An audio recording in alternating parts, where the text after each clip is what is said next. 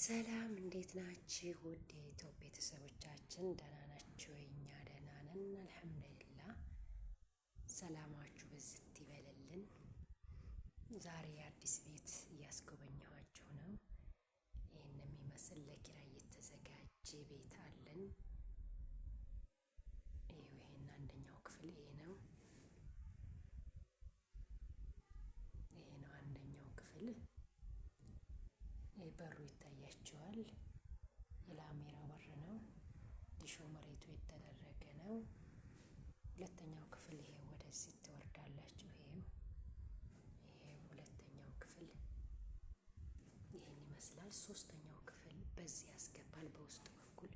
ይሄ በቆርቆሮ አሽገነው ነው። ሶስቱንም ክፍል በአንድ ለሚፈልግ በዚህ መክፈት እንችላለን። ይሄን መክፈት እንችላለን።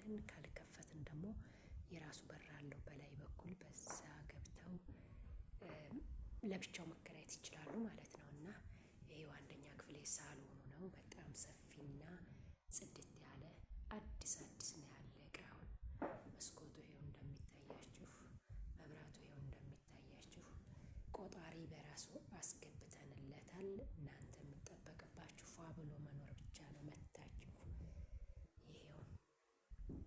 ይሄን ይመስላል ሳሎኑ።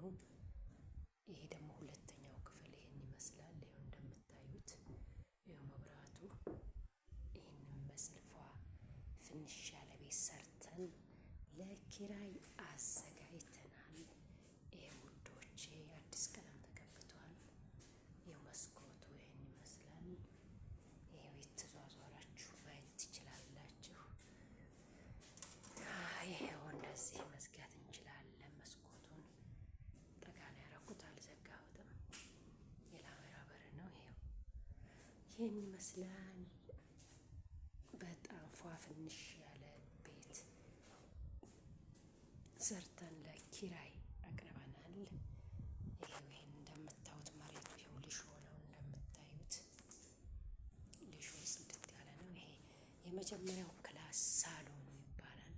ቀጣይ ክላስ ደግሞ ይሄኛው ነው። ከለሩ ራሱ የተለያየ ነው ቀለሙ። ይሄን ይመስላል። ይኸው በሩ አለ። መውጫው አንድ ነው የሁለቱ ክፍል። ይህን ይመስላል ውዶቼ። ላይክ፣ ሼር፣ ሰብስክራይብ እያደረጋችሁ ይህን መከራየት የሚፈልግ ደሴ አራዳ አይጠየፍ ነን። ስልክ ቁጥር እናስቀምጥላችኋለን። በዛ ደውላችሁ መታችሁ ከኛ ጋር መኖር ትችላላችሁ። እና ይህን ይመስላል። ላይክ፣ ሼር፣ ሰብስክራይብ እያደረጋችሁ ቪዲዮአችንን አሳድጉልን እንላለን። ይሄ ወደ ውጭ መውጫው ይሄ ነው። ወደ ውጭ የምንወጣበት እንደዚህ ብለን ይህን ይመስላል ውዶቼ። መብራት ልናጠፋ ነው፣ ልንዘጋው ነው። መብራት ሲጠፋ ይታያቸዋል። ጨለመ። የላይኛው መብራት ተመልከቱ ሲጠፋ፣ በቃ ይኸው ጨለመ። ይሄም ጨለመ እና ይሄን ይመስላል ውዶቼ።